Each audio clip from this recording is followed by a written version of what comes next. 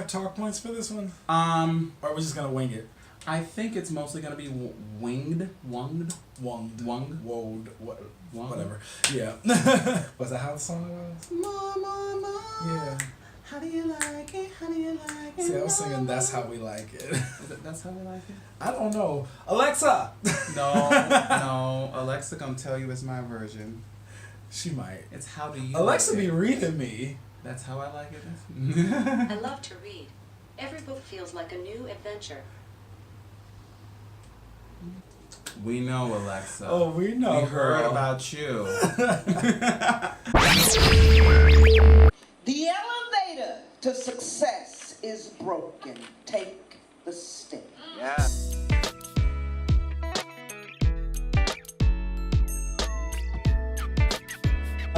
All right, everyone. Welcome back. Yes. It is 2019. We are back with Take the Step. Yes. So we're gonna get into it. So let's see. It's been a while since we've done a video. A full one. It's been Yeah. a while since we've done a full sit down, just have it all out, not me holding the camera. Like after we did our last video, life just started to get busy and pick up, and we just didn't have time. We didn't have time. Things were popping off, things were going. But in the right kind of way. In the right kind of way. After we last met, It was the beginning of November. it was that was probably why I decided to black out. I know that in the last video I mentioned that I had just started seeing somebody, so that didn't work out, and we don't like him. We don't like him, and we have completely erased him from existence, blocked, deleted.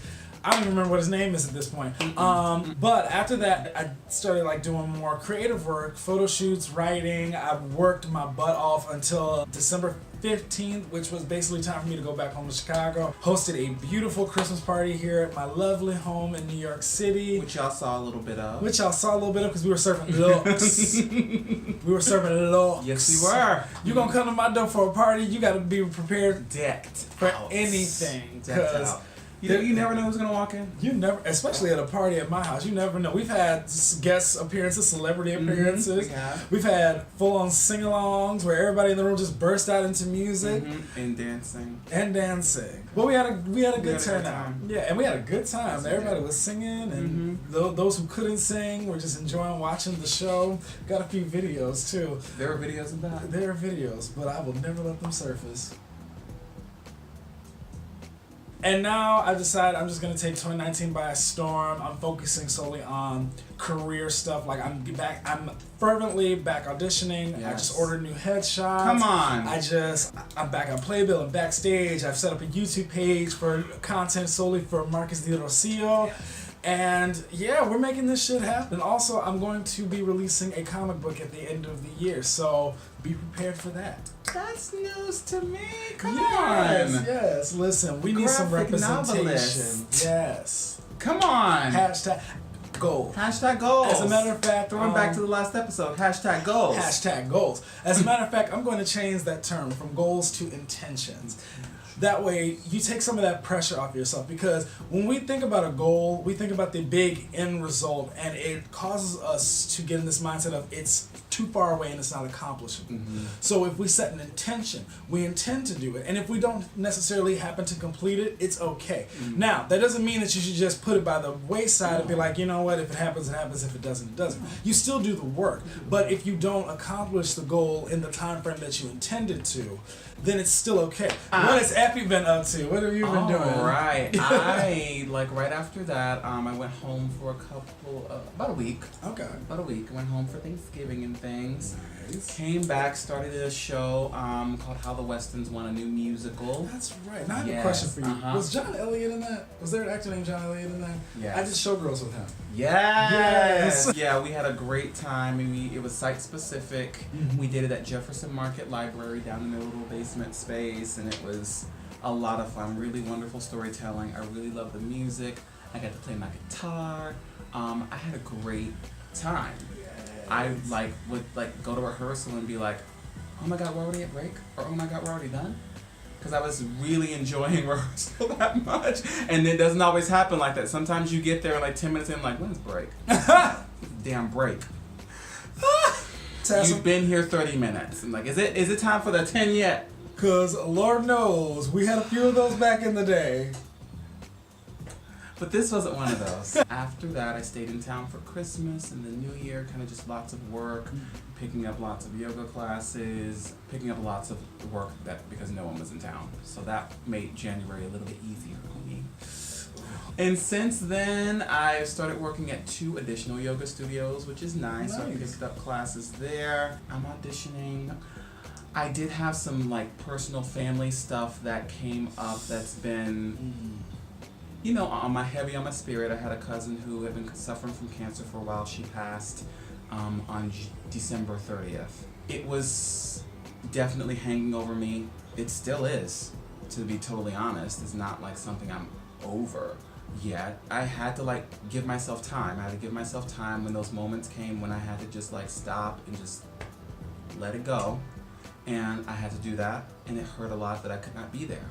It's not the first family member who's passed when I could not be there, but I think this may be the first family member who I was relatively close to. Like her wedding, I think was the first wedding I remember going to when I was very, very young. Someone who I always had very warm interactions with, and you know that person's gone, and you know they left a young son, and it's there's a lot, and her sister, and there's a lot I wish I could kind of be around the family for, and I just could not make it happen. So that was weighing on me, still, you know, dealing with that, but we're taking it one day at a time and doing our best to kind of show up when we need to, and not taking the days that I do have for granted, and not taking the interactions that I do have with the people I love who are in my life, my family, my friends, not taking those for granted. And so that's kind of what I've tried to apply to this whole situation. And yeah, honoring the memory of someone who I loved. We have to talk about it all. We have to honor it all. We have to we can't ignore that certain things are going to happen. You know, especially when we move away to pursue this, it's not like things hit pause at home. True. It's not what happens. We have to understand that death is a part of life. Mm-hmm. I remember when I lost a dear friend of mine who was only a couple years older than me a couple years ago to cancer, as well as 2 weeks later lost my uncle in a car crash. A dear friend of mine who kind of talked me off of the ledge said, they're fine. We're the ones who suffer. Mm-hmm. Sometimes when I think about him, that statement helps eases it. Mm-hmm. Is that they're fine, we're the ones who are suffering.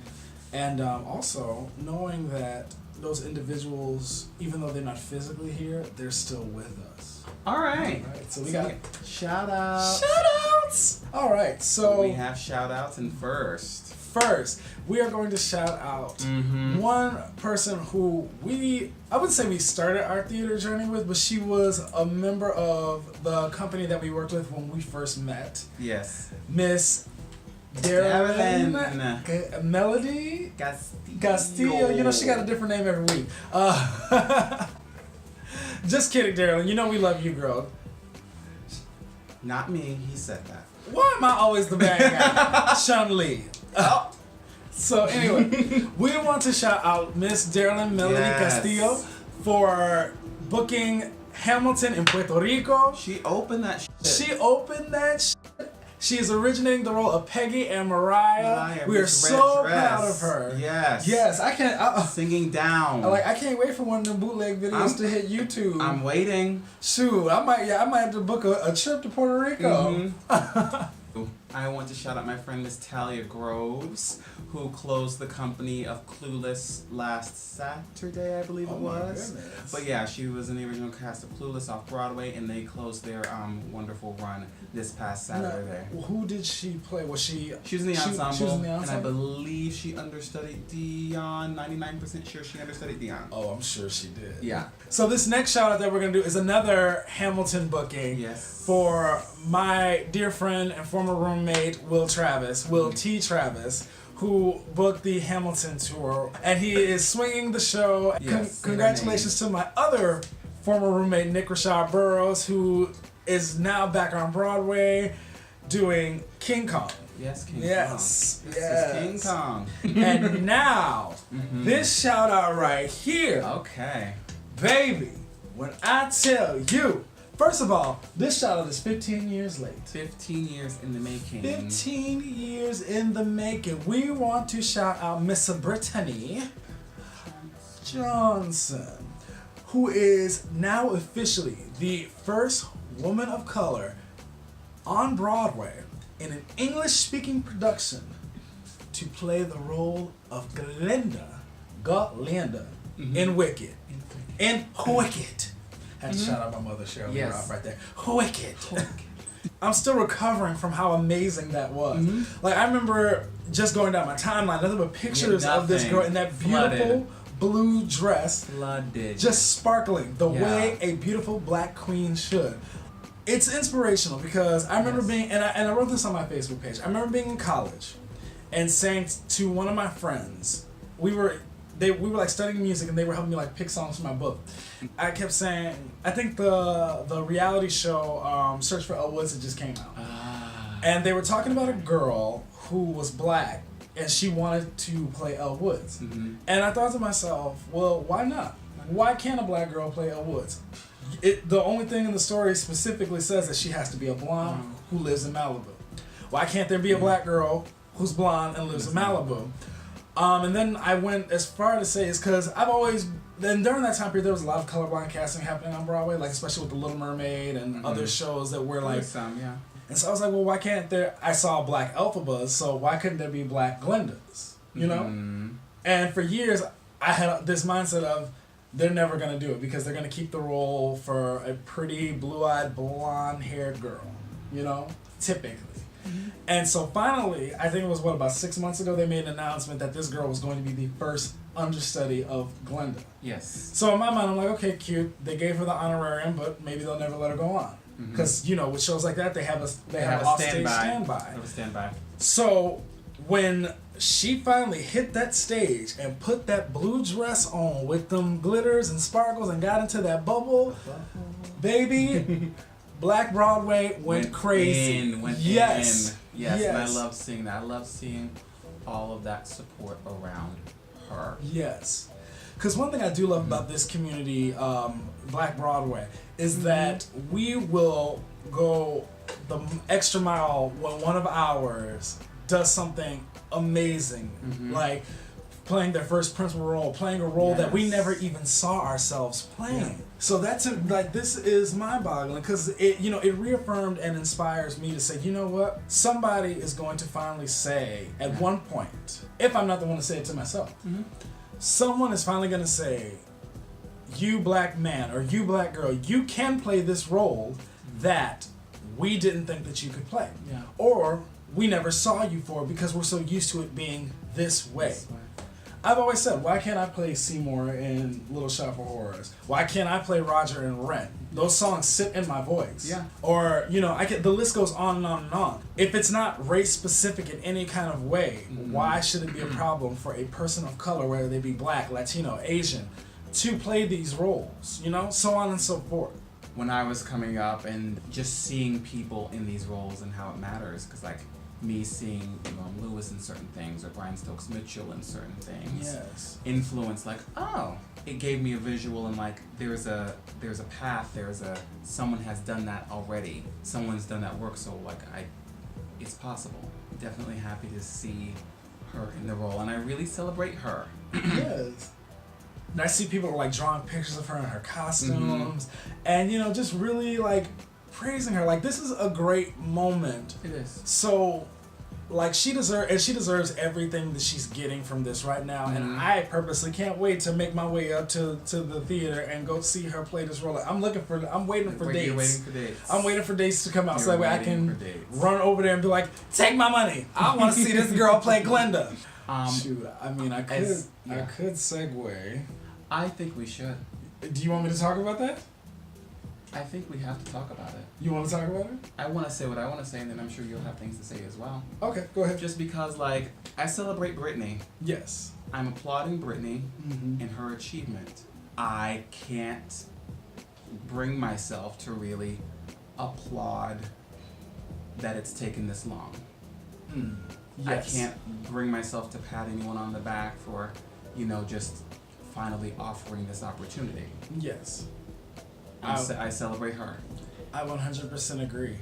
Cause like when I posted what I posted about Britney on my Facebook page, I did get one person who did have something negative to say about it. One of the things that bothered me is that they tried to say that you're not qualified. And to me, like my I'm gonna say comeback to them was, so you mean to tell me that in 15 years no black woman was qualified to sing the role or act it? When we know there's a living, breathing Nicki Minaj Daniels, we know there's a living, breathing Brianna Marie Parham. The list goes on and on. Like I have one friend who like literally I can name a list of women, but I'm just like, there's one friend in particular who is a classically trained black actress who, in my opinion, she should be playing Christina in Phantom. Yeah, I would love to see her do that. Mm-hmm. She should be playing Glinda. Why not? She's a beautiful brown-skinned woman who can sing the role. There's nothing that says that the role can't be this. Mm-hmm. And like that bothered me. Like you mean to tell me that in 15 years you did not say one person came through the door. And then I'm like, have you even let them in the room? Of course, that's a question that we'll never truly know unless like we get in casting and we go through the files. But you mean to tell me that it never happened? Mm-hmm. These girls that you saw for Elphaba who were black, who could belt their faces off, they don't have classical training as well. And one of the other things that I said to this individual was, Broadway likes to see black women as ensemble members who are solely meant to stand in the background and gospel belt and shuck and jive. And to me that is problematic because black women, black people in general, people of color, we're more than the stereotypical archetypes that we are given. So, yes, congratulations to Miss Brittany Johnson for this accomplishment. Yes, 150 billion%. And around a few times to infinity and beyond. Yes. Yes, and that's another thing too. When that troll went on my page and started talking that trash, several members of the black Broadway community came together and had to get her together. Snatched a gathering. Okay, because I'm pretty sure like her edges are still outside the Equity Building, probably. Singed. Probably. and they're probably doing like the Color Purple African dance call on top of those burnt edges. Original. Oh, that's right. I forgot they took that out of the newer one. We had fabric, and we were in Africa. Fabric and baskets, and we were in Africa, y'all. Oh, don't forget about the chairs. And chairs, fabric, baskets, and chairs. Because we were in Africa. That musical was Chairs, the musical. Oh God, but it worked. It worked. It worked. I remember when my roommates at the time wanted to go see the show when it first came out. And Cynthia sang "Got My Chair" and "I'm Here," and they just looked at each other like, and died laughing. I never clocked that. Cause it's like you got a whole wall of chairs behind you. Clocked that. Oh. I missed that. That was a good year on Broadway. We had Catfish Row that year. We did. We had Shuffle Along. Hamilton had just opened. Color Purple. What was the name of that play? Eclipse. What else was there? There was Forrest Whitaker was on Broadway. We had a different show every other minute. Like I'm telling you, our folks were booked. Yeah. Our folks were booked. It's almost time for another season. Well, you know how I feel. I feel that there shouldn't be a season. Thank you. Yeah. There shouldn't be a. I feel like there should just be theater. There should just be theater. There should just be. There should just be theater. There should just be theater. And there should just be casting. And casting should be whoever is qualified, regardless of race, gender, age, etc., etc. Consider the story. Consider the story.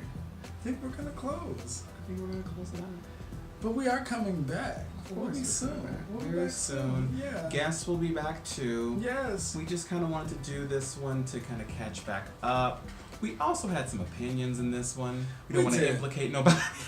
Because, baby, we had some opinions in this one, so we just like, these are our opinions. Yes. The opinions of myself, the ones that came out of my mouth. And Mine as well. The ones that But we don't want to implicate a third party. Yeah, but I think it's well known. Like, my opinion, I don't hold back sometimes. Yeah. It just comes with the territory. I'm from Chicago. I am from Chicago. So God. excited. Are you watching Drag Race? No. I haven't watched Drag Race since Bob. Realistically, like, I've caught things here and there. But like this means nothing to you? I don't know what that is. I get so emotional, babe. That means nothing. No, the only thing it means to me is Whitney Houston. But you know what does mean something to me? What? Hold on, I gotta do it. This is my new favorite thing in life right now.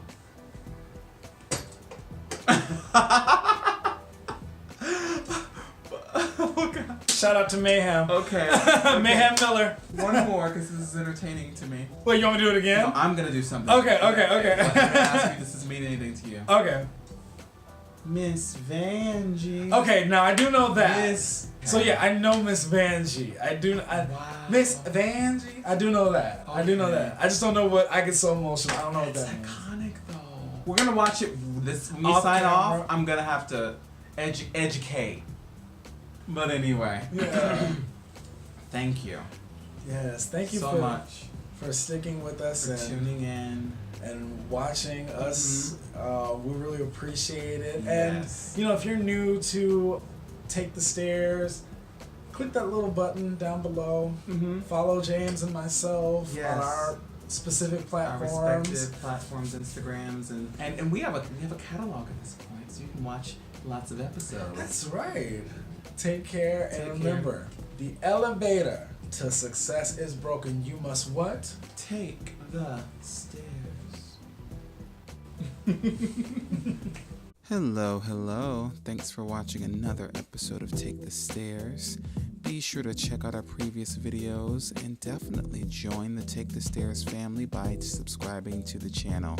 You don't want to miss the exciting stuff that we have coming your way.